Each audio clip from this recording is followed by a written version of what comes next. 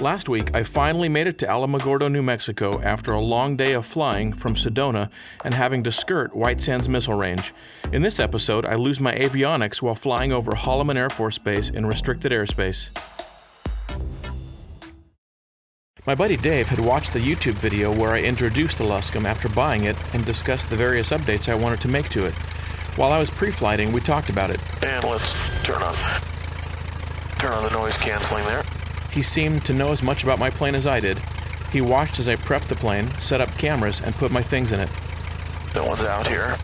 So quiet at Alamogordo. I showed him my handheld radio, showed him how I used it to double-check that I hadn't tripped the ELT while loading or unloading, which is easy to do, and explained how I would use it in case the primary radio failed in flight. Perfectly calm morning. Nice clear skies. I also explained how I would switch over to my cell phone as a backup in case the iPad failed. None of these events would be likely, but it doesn't hurt to be prepared. Well, temp think is moving a little bit. Only got down probably to around 60 degrees last night or so, maybe.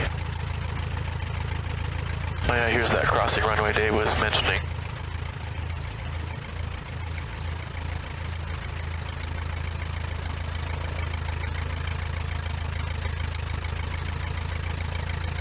I should have announced that, but it kind of caught me off guard. And here we are at the end. And 122.8, that's correct. And trim is set. Actually, I'm going to put my sunglasses on because the sun's about to come up. And 119.3. No one's on the radio. No one has said they're doing anything.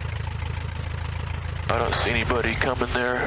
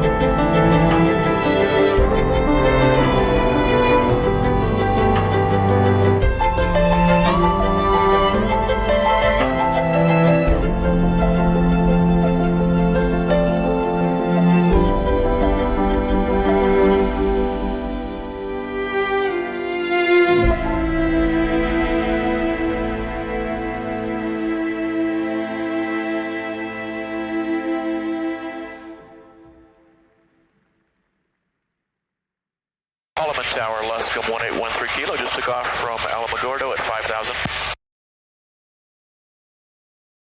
Hey, calling Holloman Tower, just departed Alamogordo. Holloman altimeter is 3017. Say again your call sign.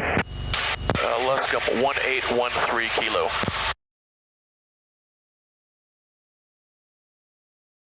Luscombe 1318 Kilo. Can I give any service to you, sir?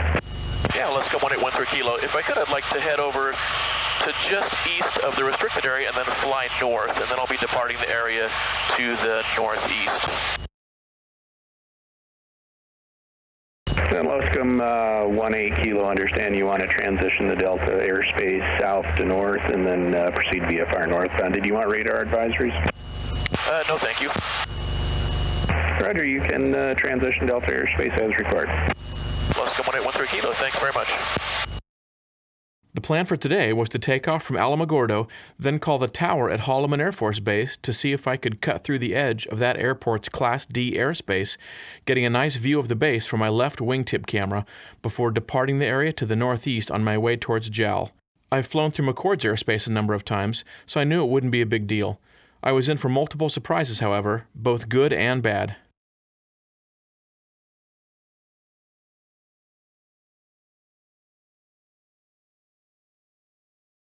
All right, so now I want to be careful. I want to get over as far as I can, reasonably.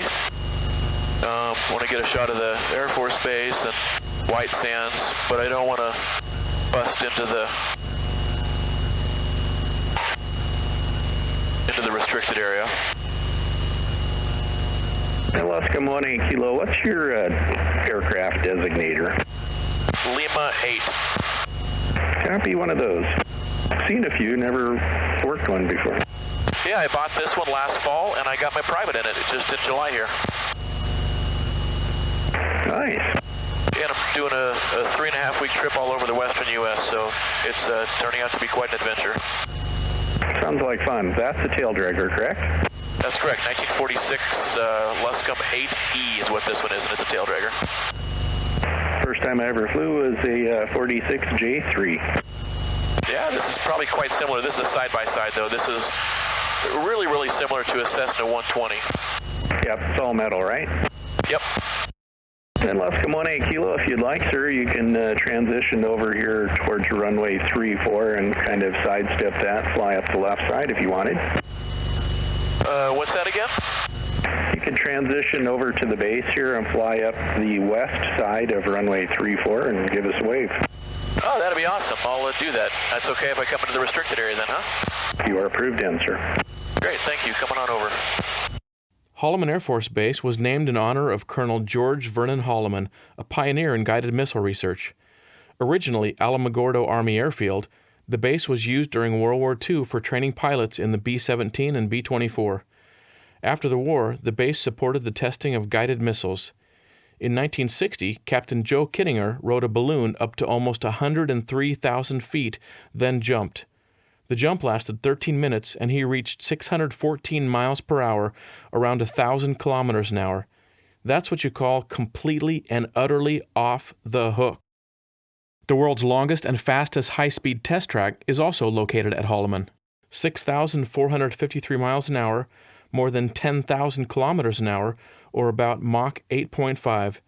The track is fascinating, and you can read about it online. Scads of planes have operated out of the base over the years, too. Far too many to get into here. How cool is this? Yeah, actually I'll come down a little bit. So their altitude, what is it, 4,100. Actually I'll come down to their pattern altitude, 51.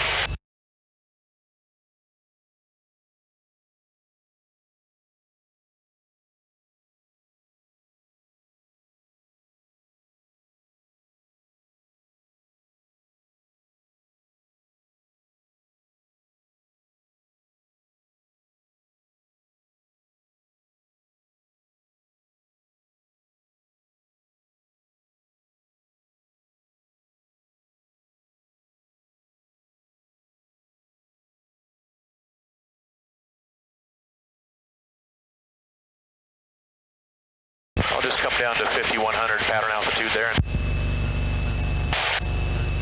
Up. No. Shasta. What in the world? I just lost my radio. You can't see it from this camera angle, but my radio and Stratus ESG just died. I truly didn't think it would happen, but it had.